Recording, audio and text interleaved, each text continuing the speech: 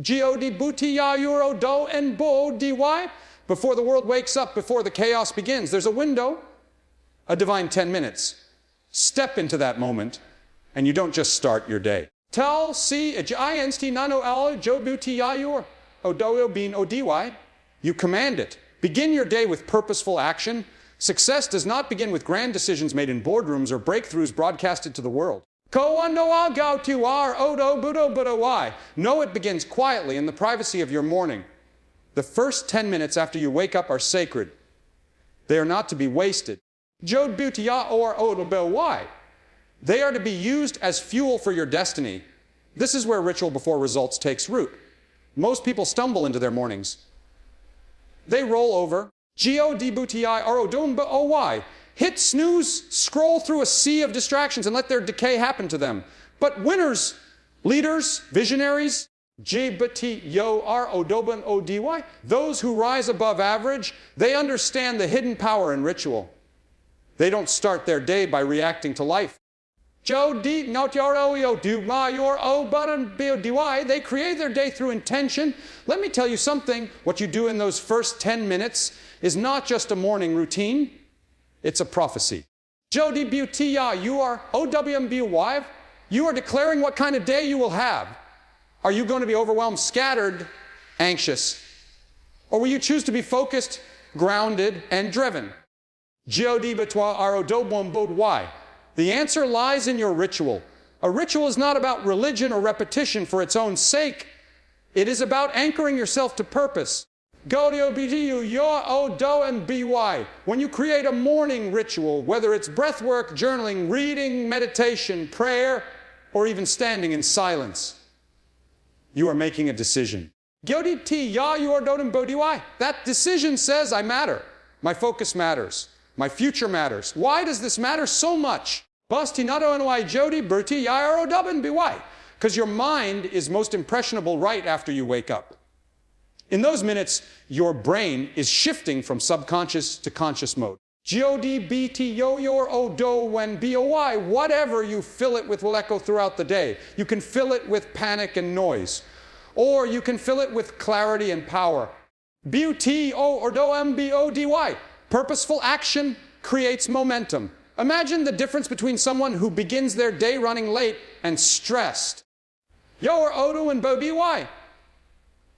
Versus someone who starts by commanding their thoughts, breathing deeply, and affirming their goals. The latter moves in their day not as a victim of circumstances, but as the architect of outcomes. Think of world-class athletes, CEOs,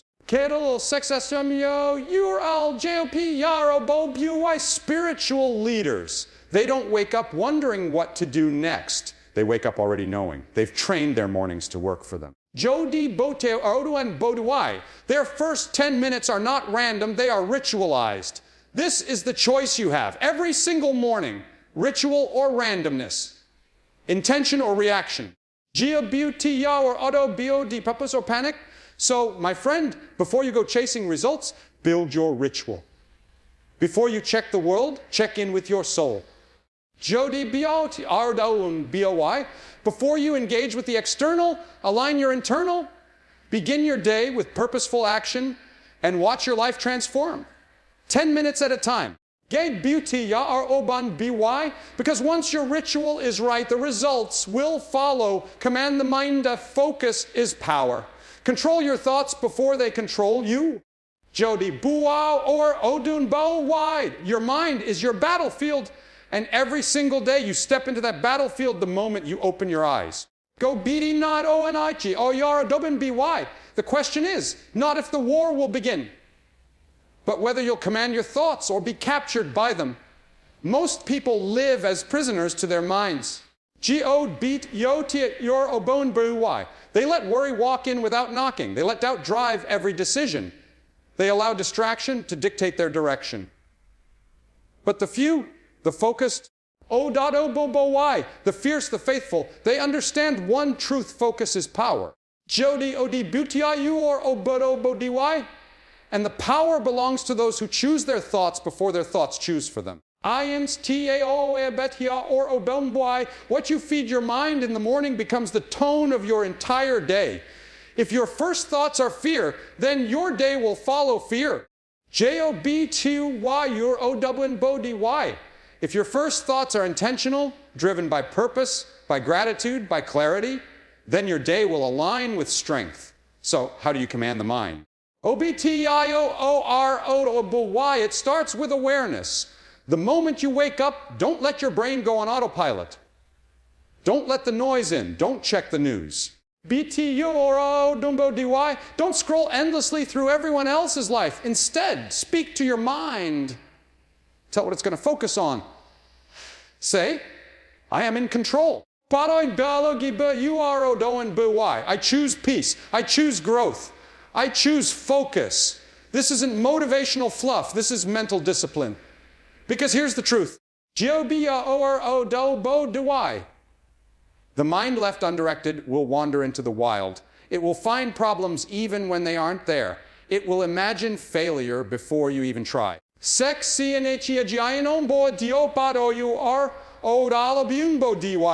why successful people don't just build habits, they build mental fences. They train their thoughts like a shepherd trains a flock with discipline. B-D-I or O-D-O-N-B-Y, with focus, with repetition. And don't miss this, every single thought is a seed.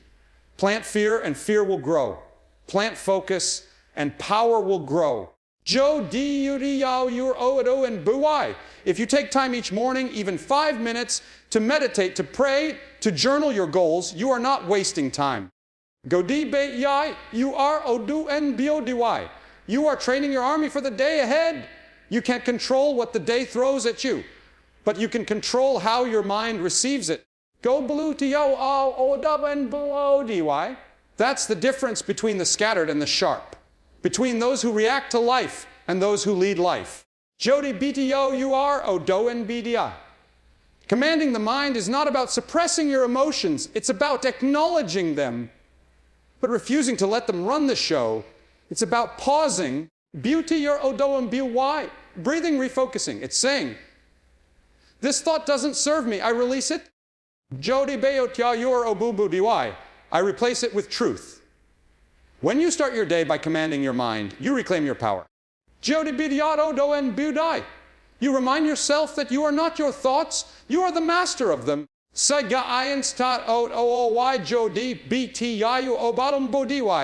once you learn to control your thoughts in the first 10 minutes of your day, you'll find it easier to control the next hour, the next challenge, the next season of your life, because a focused mind is a fearless mind, and a fearless mind is unstoppable. Discipline over mood.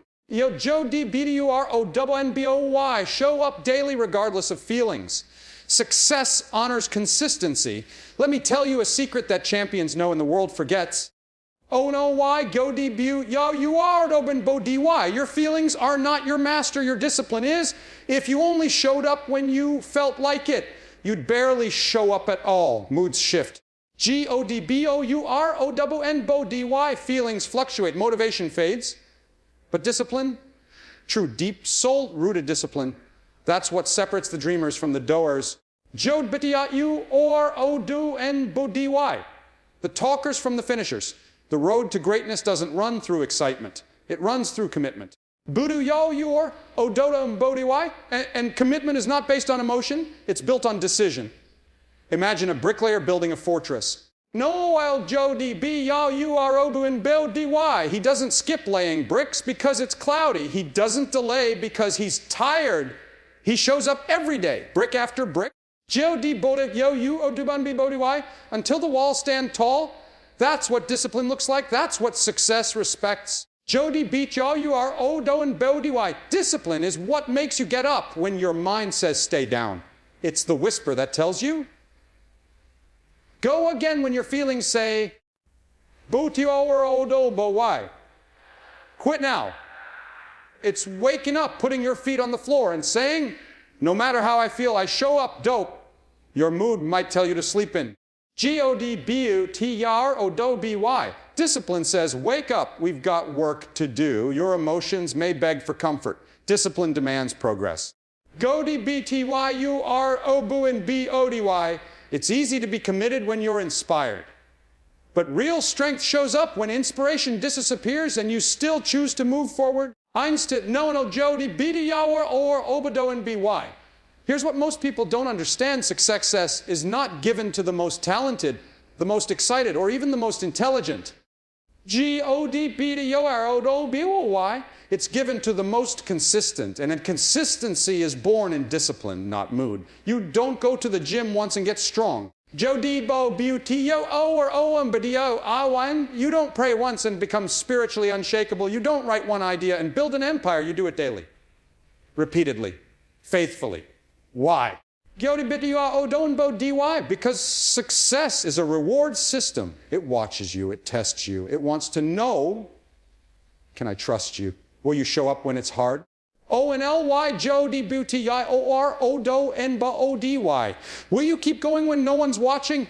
Will you remain steady in the storm? If you want the reward, you have to earn it in the repetition. G-O-B-B-O-U-O-D-O-N-B-O-Y. Look around at the greats, athletes, the innovators, and didn't always feel like doing it. But they did it anyway. J-O-B-B-O-B-O-B-O-Y. Their emotions bowed to their mission. So today, as you rise to face your day, remember your feelings might not want to work, to focus, to grind. B-O-T-R-O-D-O-N-B-Y. But feelings don't build legacies. Discipline does. Decide today to live above your mood. B-T-R-U-R-D-O-N-B-O-B-Y. Declare that your emotions will not drive your engine. Your purpose will. Show up even if it's slow. Show up even when it's silent. Show up.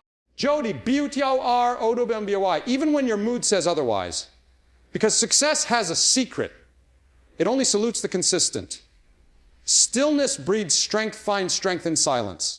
Jody, B-U-T-I-O-D-O-N-B-O-Y. Clarity is born in calm. We live in a world addicted to noise. Constant pings, notifications, conversations, opinions. Every second. Jody, B-U-T-I-O-D-O-N-B-O-D-Y. Your attention is under attack. But amid this chaos, there is one rare and powerful weapon most people overlook: stillness. Stillness is not weakness. G-O-D-B-T-I-O-N-B-O-D-Y. It is not laziness. It is not escape. Stillness is strength. It's the quiet confidence of someone who doesn't need to shout to be heard.